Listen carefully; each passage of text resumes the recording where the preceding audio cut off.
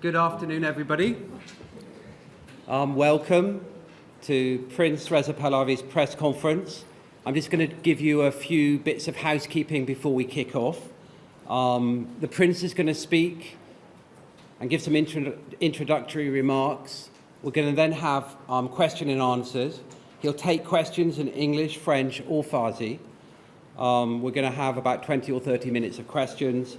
When you ask a question, could you give your name and organization? Thank you very much. We're just about to kick off right now.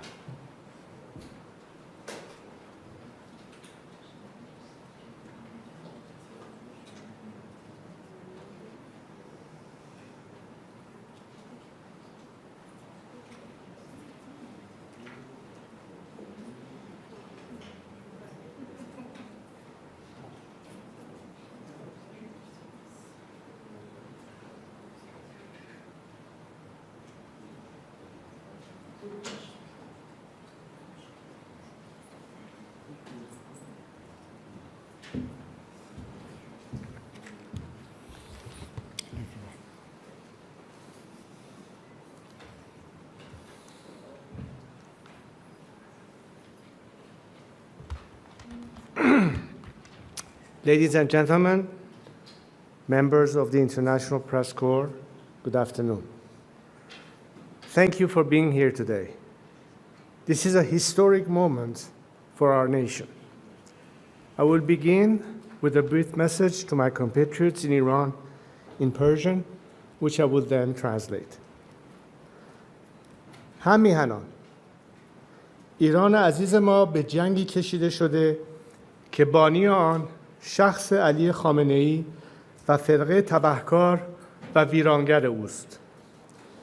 او اقتصاد کشور را به ورطه نابودی کشانده، زیرساخت‌ها و منابع ملی را به تاراج برده، ثروت ملت را برای ساخت سلاح هسته‌ای هدر داده، امنیت ایران را در هم شکسته و حاکمیت ملی را از ملت ایران ربوده است.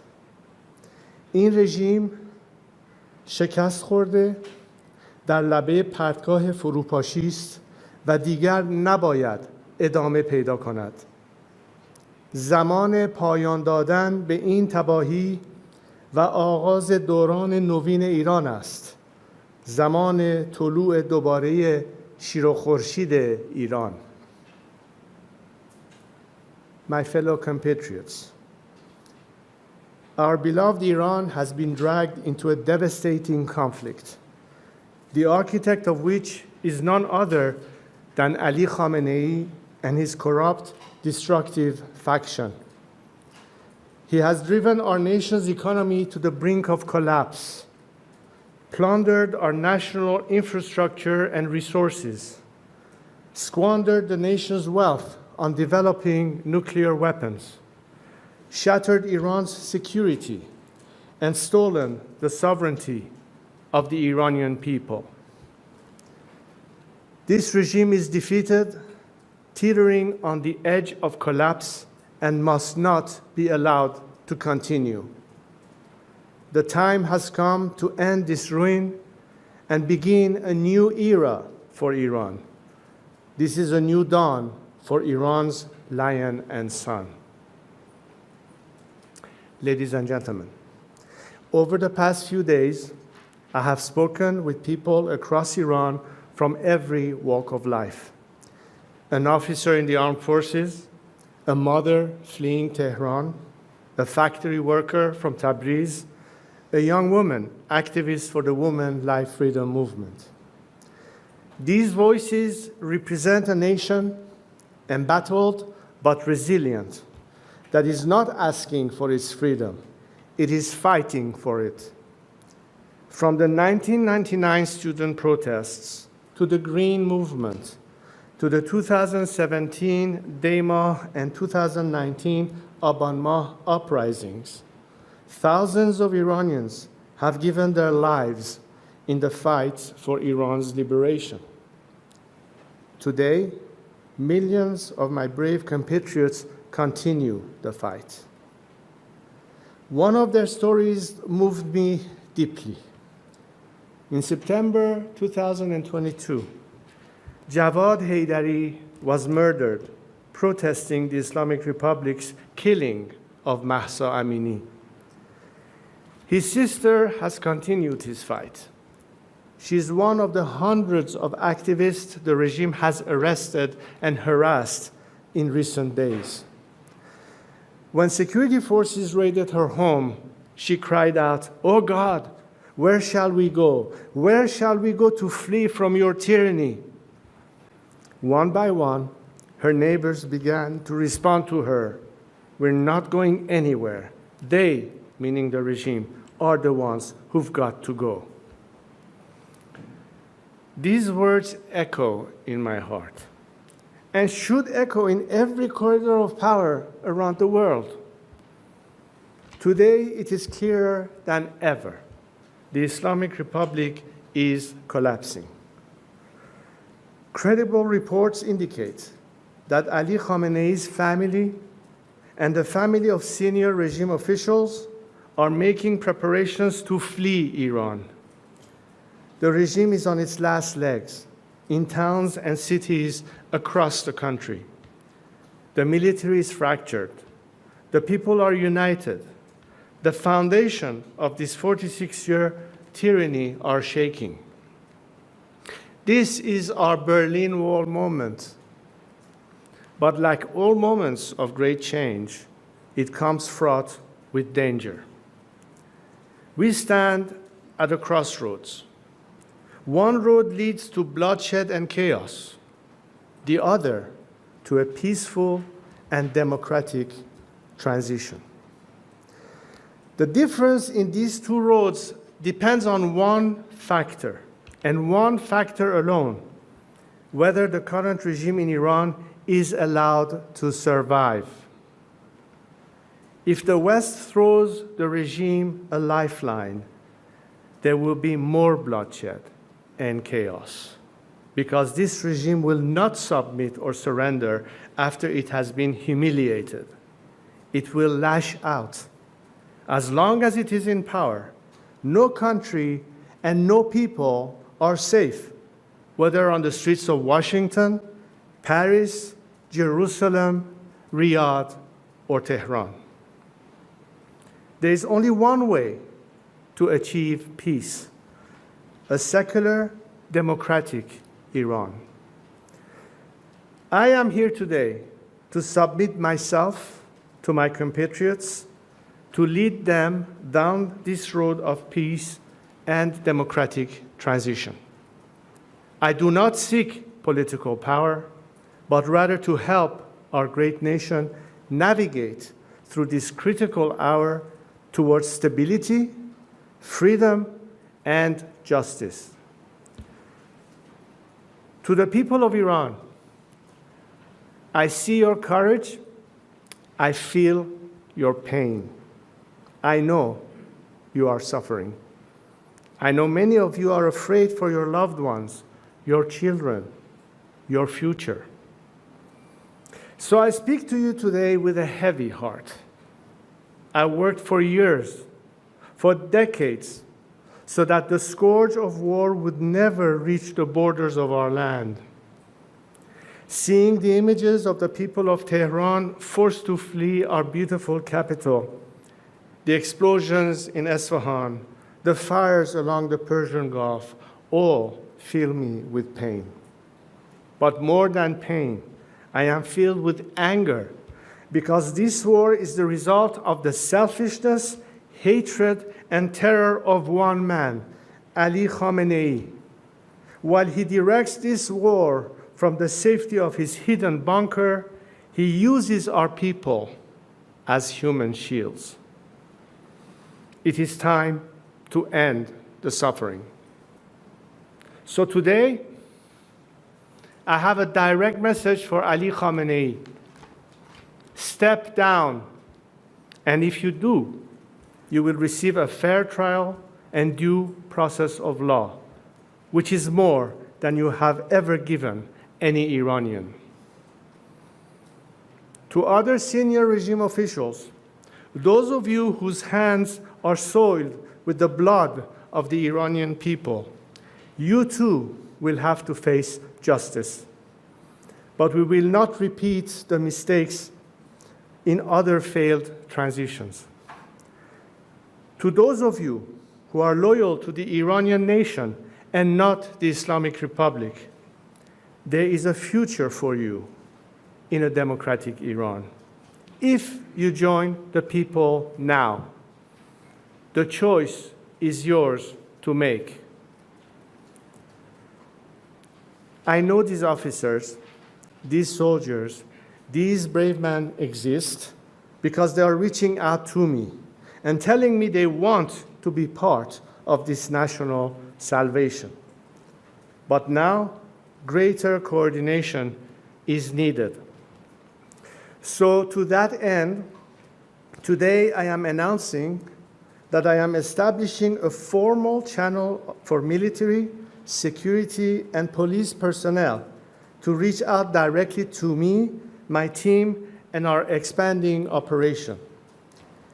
This is a secure platform to efficiently manage the growing volume of inbound communications and requests from those breaking with the regime and seeking to join our movement.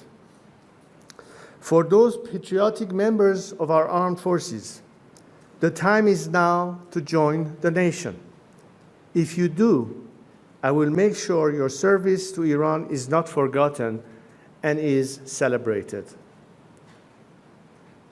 To the international community, now is the moment to stand with the Iranian people.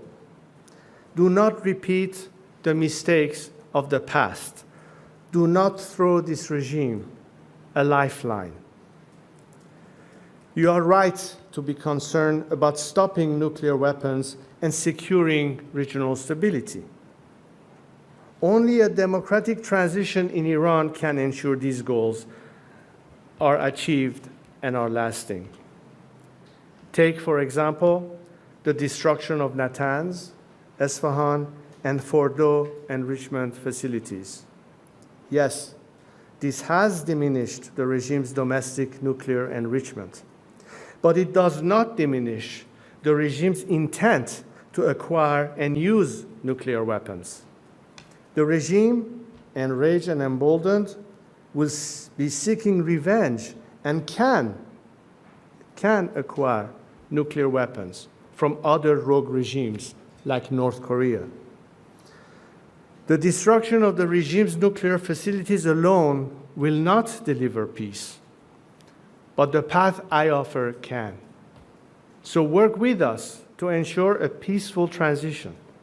Now is not the time for hesitation. Now is the time for principled action from each of us. 46 years ago, when my late father and our family were forced to leave Iran, I took an oath to God and to my country. I would not turn my back on Iran or the Iranian people. Every day since, I have dedicated my life to my compatriots. And today, I am here to reiterate it and to put myself at their service. I am stepping forward to lead this national transition, not out of personal interest, but as a servant of the Iranian people. I have a clear plan for transition and national renewal. Our transition and future democracy will be based on these three core principles: Iran's territorial integrity, individual liberties and equality of all citizens, separation of religion and state. The final form of this future democracy we seek will be for the Iranian people to decide in a national referendum. What I offer is not just a vision for the future of our country, but the plan to execute a peaceful, orderly transition. To achieve that, today I am announcing the following initial steps. First, I will convene a National Unity Summit. This gathering will include activists, dissidents, and groups from across the ideological spectrum who agree to these three principles. It will not be limited just to political groups, but business leaders, professionals, experts, and other groups with influence across Iranian society. This summit's objective will be to agree on a roadmap for democratic transition and reconstruction. Second, in parallel to the democratic process, I am developing an economic plan to rebuild Iran. We have already launched the Iran Prosperity Project, a comprehensive plan for the economic reconstruction and social stabilization of our country in 3 phases. The emergency phase of the first 4 to 6 months, the establishment phase of 18 to 24 months, and the normalization phase, which is long-term. In the coming days, my team of experts will publish the plans for the first 100 days after the collapse of the Islamic Republic based on this work. We are bringing together some of the world's greatest investors, builders, entrepreneurs, and experts who care about Iran and see its immense potential. They stand ready to put in the expertise, the talent, and the capital to rebuild our nation and turn it into one of the world's most attractive markets. Imagine this new Iran, a free and democratic Iran, living at peace with our neighbors, an engine of growth and opportunity in the region, a beacon of culture, innovation, and pride in the world. It is within our reach. We are proud, ancient, resilient people. The task before us Iranians today is no less than the ones faced by the great leaders, the great unifiers, the great builders of our history, like Cyrus the Great. As we embark on the final steps of this path to national revival, to liberation, to peace, we continue to be inspired by him. To my compatriots, this is our moment. I am with you. Let us build this new Iran together. Thank you. Thank you.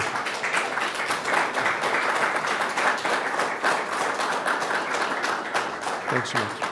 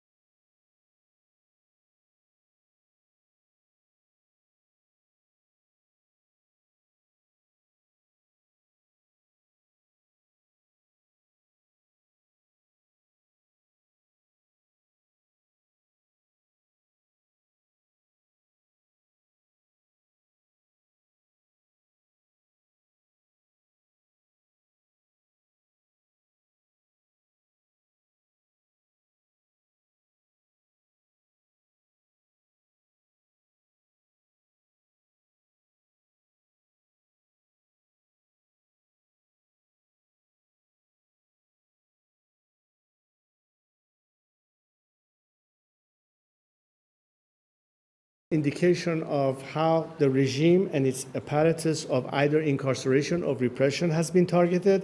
And the way people look at it is that another aspect of the regime means of oppressing its own people is being neutralized, therefore opening even more opportunities for them at the right time to step in and move on the final initiative of overthrowing this regime. These are positive elements that the people see finally, the end is near, and gives them more encouragement that now we have a much better chance of succeeding because this regime no longer, every day is losing more of its apparatus of repression. Thank you. Feel free to ask your question in French as well if you're more comfortable. I can answer it in French. Oui, bonjour, Stéphanie Pérez de France Télévisions. Justement, je voulais vous demander dans un premier temps de nous réexpliquer en français quelles seraient les grandes lignes de ce plan de transition dont vous nous parlez. Et dans un deuxième temps, j'aimerais savoir si vous avez estimé le soutien populaire dont vous pourriez bénéficier, parce que beaucoup d'Iraniens avec lesquels nous sommes en contact voient aussi en vous un allié d'Israël qui est le pays en ce moment qui les agresse. Oui. Écoutez, je pense que, comme je l'expliquais tout à l'heure, la seule guerre qui existe, c'est la guerre du régime contre sa propre population. Pendant 46 ans, ce régime n'a fait rien que pour, mener la main de fer contre notre propre concitoyen, pour pouvoir exporter une idéologie à travers le monde, soutenir à travers le terrorisme et la menace nucléaire. Tout ceci n'est pas l'option finale pour délivrer ce pays, non seulement en vue de liberté, mais aussi de stabilité et de paix régionale. Aujourd'hui, nous voyons que des pays qui ont été obligés de réagir contre la menace de ce pays ont dû prendre les mesures nécessaires, mais on voit très bien que les cibles ne frappent pas le peuple ou les intérêts nationaux, mais tout ce qui est les instruments de menace ou de répression du régime, notamment aujourd'hui même. Le site frappé de Basij, qui est, comme vous savez, un des éléments que le régime a toujours utilisé pour la répression intérieure, ainsi que une des structures des gardiens de la révolution à Téhéran aussi comme méthode de répression. La porte de la prison de Evin, comme vous savez, où se trouve la majorité de nos prisonniers politiques. Tout ceci montre que c'est ciblé envers l'affaiblissement du régime. Et l'interprétation nationale, ce n'est pas une guerre contre le peuple, mais c'est une guerre contre le régime qui est notre ennemi après tout. Et donc je pense que les Iraniens ne se sentent pas menacés comme si c'était une attaque, comme à l'époque de Saddam Hussein où l'Iran est entré en guerre avec ce pays. Mais le fait que c'est encore une fois un élément qui équilibre une chance pour le peuple de réagir, parce que tous ces mouvements que nous avons eus, y compris le mouvement de Femmes, Vie, Liberté après le meurtre de Mahsa Amini, l'une des craintes était mais comment pouvons-vous, au-delà d'un certain stade, vraiment se soulever contre ce régime de répression. Quand ils voient que tous ces éléments répressifs du régime et en même temps les régimes qui commencent à s'effondrer, c'est un élément qui leur donne espoir, qui leur donne courage, que finalement, après toutes ces victimes, avec tous ces sacrifices, nous allons finalement avoir une opportunité pour le soulèvement final.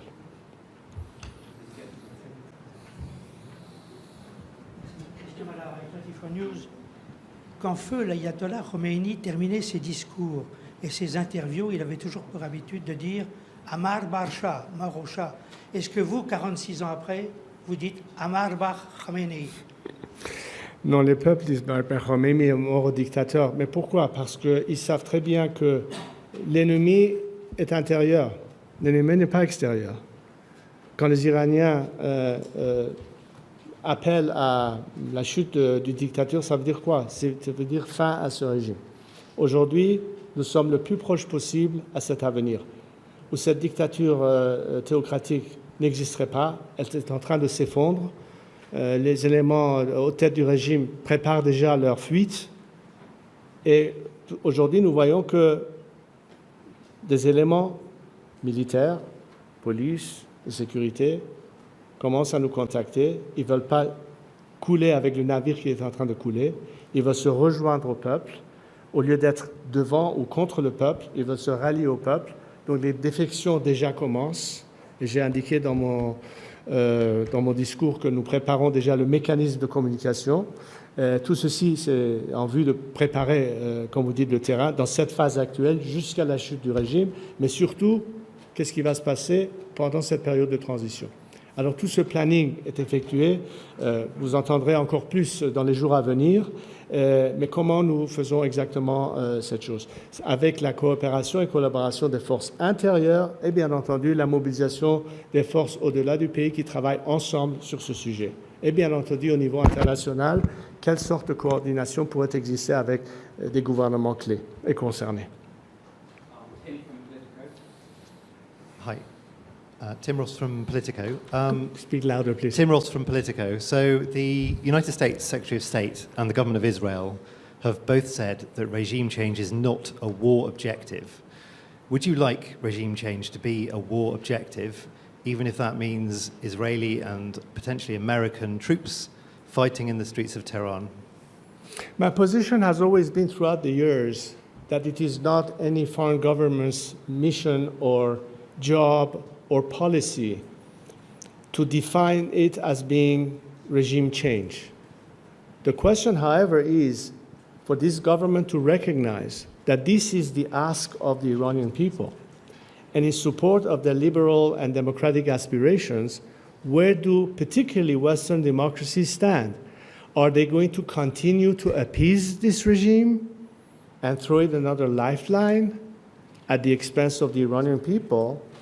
Or will they this time recognize that this is a golden and historic opportunity to put an end, on the one hand, for a regime that has repressed its own citizenry for its own benefit all these years, but also to put an end to any threat that this regime represents? If America or Israel had to respond under whatever threat, ultimately they have to recognize that by a change of regime, everything changes. So it's not that they need to advocate for regime change. It is that they simply have to recognize that regime change is the only ultimate solution, which is exactly why I'm here today and why we need to work together so that A, we guarantee Iran and Iranians a democratic future, but also through that democratic future, it will give the world a sense of relief and trust that that element will lead to stability, to peace, and an end to any aspect that has been threatening and menacing the world and the region because of the nature of this regime.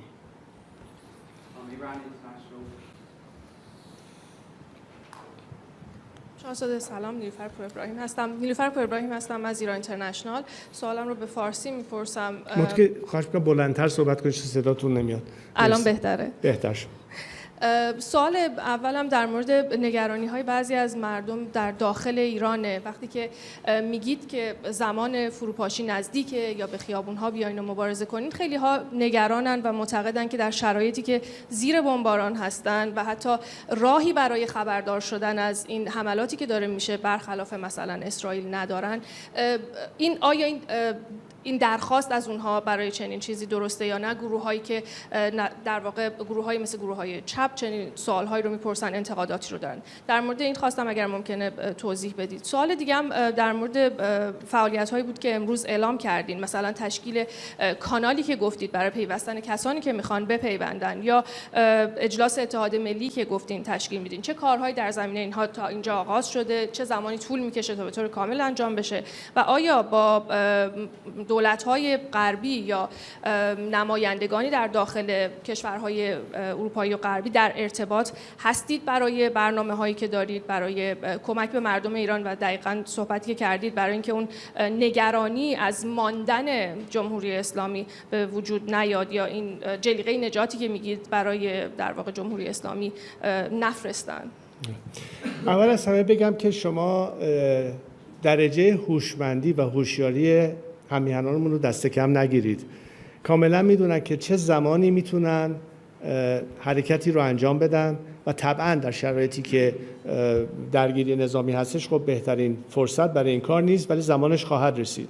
آنچه که مسلماً دارن تشخیص میدن این هستش که تمام عوامل سرکوب نظام رو دارن کم کم در مقابل خودشون دیگر نمیبینند و این باز دوباره کمک میکنه به اینکه این فرصت فراهم بشه برای اون جنبش نهاییشون.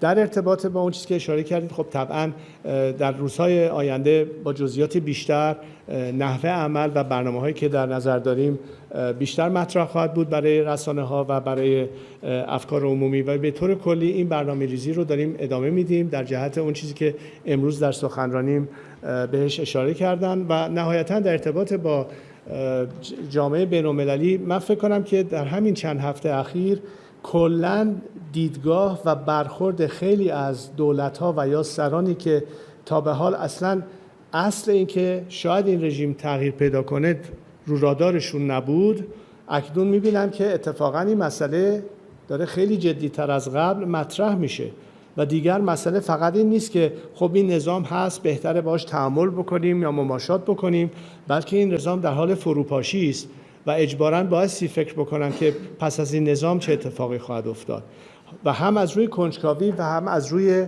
نگرانی وارد صحبت خیلی مستقیم‌تر از قبل با خود من یا تیم من و دیگران شده‌اند و به نظر من این بیشتر برای همیهنانمون در داخل میگم که بالاخره نه تنها صداشون رو بیشتر امروز داریم میرسونیم که به چه شکلی جهانیان میتونن در حمایت از مردم ایران و خواستشون کمکی باشن، ولی اون توجهی که تا به حال خیلی کمتر بوده امروز روز به روز داره مشهودتر میشه، به خصوص در این روزهای اخیر.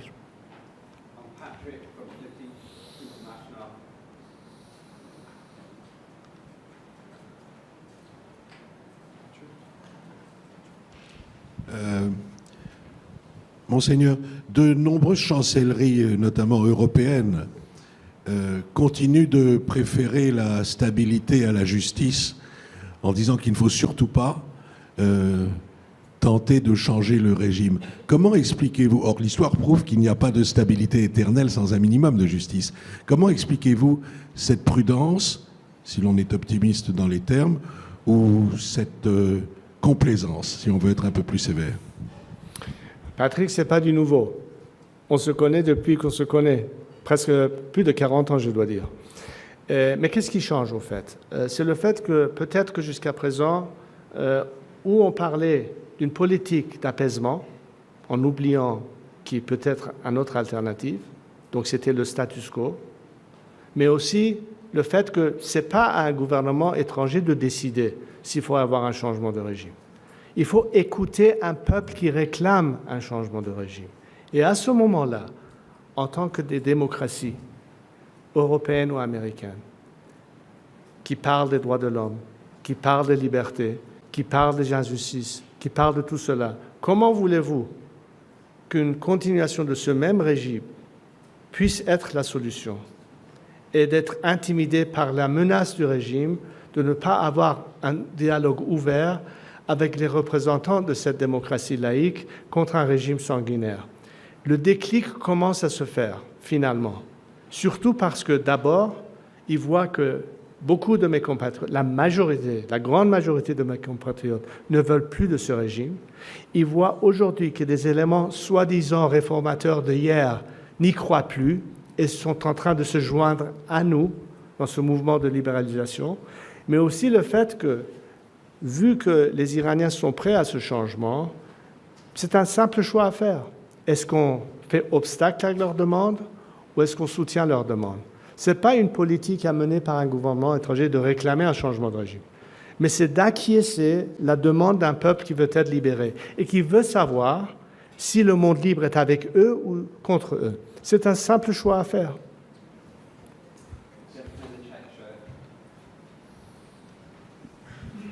Thank you.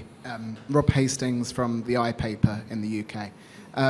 Our Prime Minister, Keir Starmer, has called for de-escalation and has suggested that the UK would prefer to see a negotiated end to this current crisis. He hasn't spoken about regime change. President Macron has also distanced himself from the US strikes. Are you seeking to speak with European leaders like Keir Starmer, like President Macron? What would you say to them in the hope of convincing them to your belief that regime change is needed? And, I mean, they're not going to change overnight.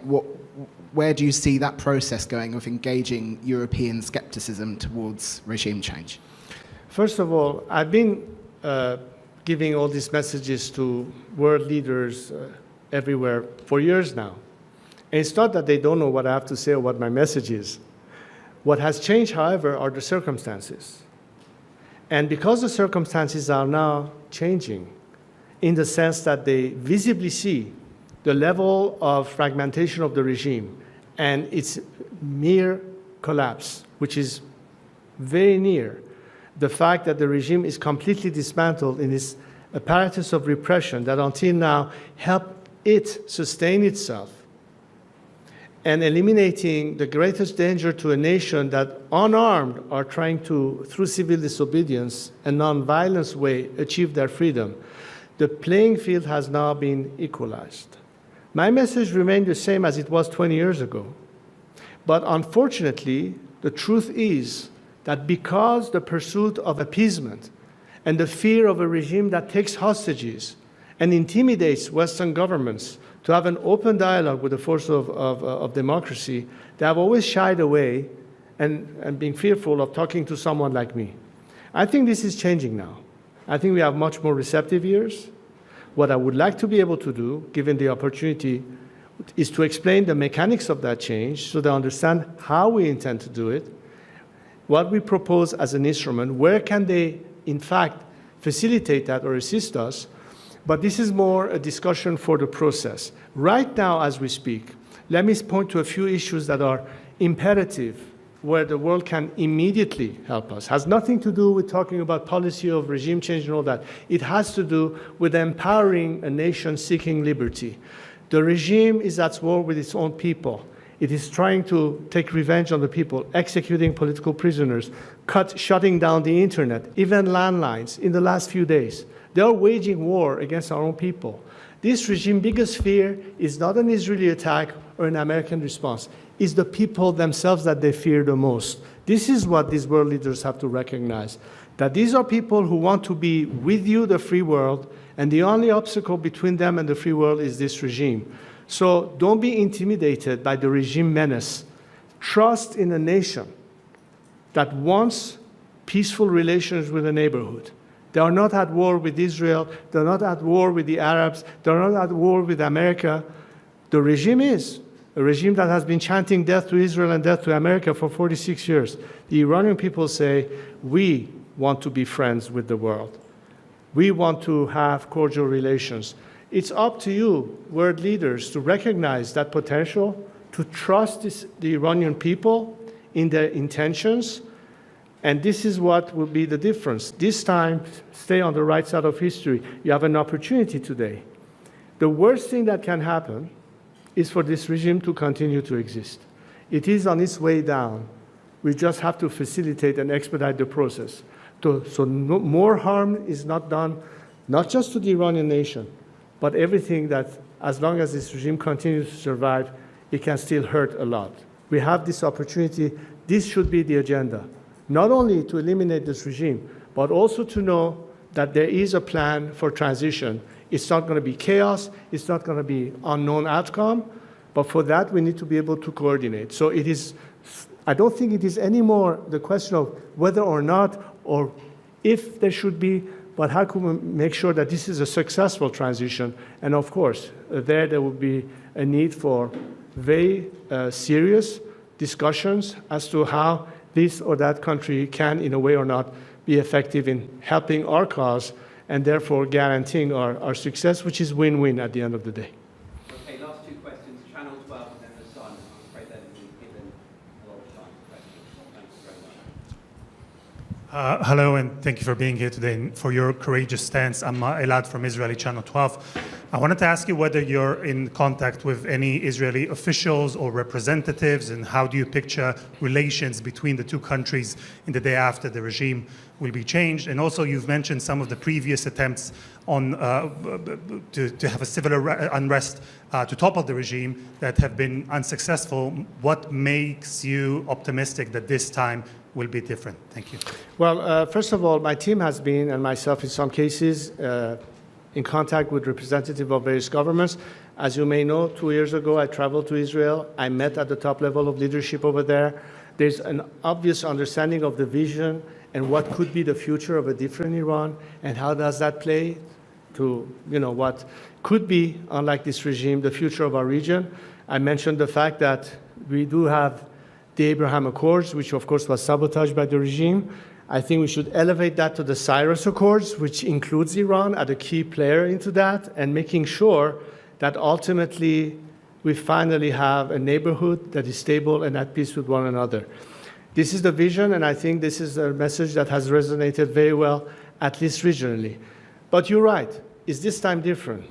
It is different in the sense that, as I pointed earlier, we have had many uprisings in Iran, at least in the last decade. The last one being, of course, the Women Life Freedom Movement. And all those brave souls that have died in the process did not need to have a guarantee of success before they committed to it. They are still resilient. They will still continue fighting. But what's different this time? This time they see that the regime's instrument of repression and terror is being decimated, it's been neutralized, and they understand that this is not a war against them, it's against the regime itself. That in fact it is helping the Iranian people by neutralizing the regime's instrument that so far has been killing left and right our brave compatriots in all of these movements. And this time the Iranian people say, maybe we have a chance. Look, we have seen history many times and its ebbs and flows, right? But ultimately the Berlin Wall came down. The Soviet Union did collapse. The dissidents in those countries finally got their chance. I'm sure that Nelson Mandela or Lech Walesa could not do this at some point without some level of solidarity, not just as a labor movement in Poland, mind you, solidarity in the sense of the world coming to their assistance. And the Iranian people are not asking for anyone to do the job for them. All they are saying is that it will be far less costly for us to succeed if this time you are with us, as opposed to continue a policy of appeasement and throwing this regime another lifeline. Because what would the regime would do with this lifeline? It will retaliate, it will take revenge, it's already trying to do that. So for the sake of the Iranian people and for the sake of the world, we have this opportunity now. We will do whatever it takes as Iranians to fight that fight. But the world needs to consider that the consequence of that change will put an immediate end to all the threats that this regime has represented, whether it is the nuclear threat or terrorism or radical ideology spreading and how it's impacting Europe. We see it in many countries, and all of that can be reversed. Not only that, but beyond security and stability, economic opportunities. How can Iranians benefit from that? How can the world benefit from that? Because we are no longer dealing with a regime that is a mafia-like corrupt system that plunders our national resources at the expense of the Iranian people to spend it on nuclear programs or supporting its proxies in the region.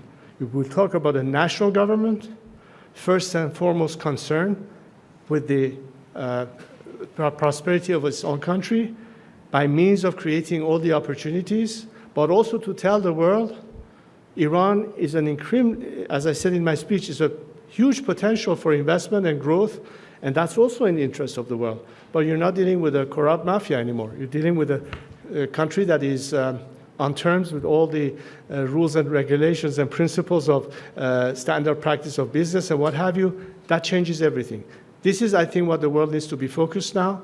How can we make sure that this is the ultimate outcome? So we have a job to do, and I hope that through this dialogue and working beyond what we had to do as Iranians among ourselves, how can we communicate and explain to the world, this is how you can help us now, and in the long term, what opportunities will be created to the world. That's pretty much, I think, the course of action that we will see in the next few months, and of course there will be much more for us to explain to all of you, but this is where we are at this stage. Last question. Thank you. Yes, Katie Davis from The Sun. How much of a threat does the Iranian regime pose in its current wounded state? Could we see them perhaps deploy a dirty bomb or even a hastily constructed nuclear weapon? I'm sorry, I didn't understand the first part. Could you repeat your question, please? So my question is, how much of a danger does the Iranian regime pose right now in its current wounded state? Could we see them perhaps deploy a dirty bomb or a hastily constructed nuclear weapon? Well, as far as the existing infrastructure that the regime has had, clearly has been severely damaged or curtailed. But as I explained in my speech, just because you have struck the key areas of development or enrichment doesn't mean that the nuclear threat is gone. As I said, they can go and purchase it from the North Koreans, for example. The point is that the finger on the trigger is ultimately the menace. That as long as this regime continues to exist, we should not fall under the false premise that because we've hit or neutralized the nuclear enrichment plants or what have you, the threat is gone. For a while it may be. For a while it might have delayed it. But as long as this regime continues to exist, like a bad weed, it will keep popping up in your backyard. We need to make sure that it's completely eradicated. That's the ultimate guarantee, which is why now that we have this opportunity, now that the regime has been severely emasculated, if I could call it that, when the key instrument of repression and control and surveillance or whatever it is that a totalitarian regime utilizes against its own citizenry and as a menace to the world that is on the verge of collapse, recognize that this is a perfect window. Because I always said we should not jump to the conclusion that because diplomacy has failed, then we have to engage in conflict. I've always argued in all these years, many of you have heard me say that, why not the third way, which means the Iranian people are your alternative? You're not only limited to say, because we can't talk sense to them, we have to go and bomb the hell out of them. This is an opportunity to recognize that the regime is so weakened. Let's make the people of Iran the ultimate guarantee by investing on them, rather than hoping that through negotiations you can come to terms with a regime that it is in its DNA simply cannot comply with your expectation. We need to gravitate and have a shift of vision and strategy on that, and that's exactly what I begin to detect.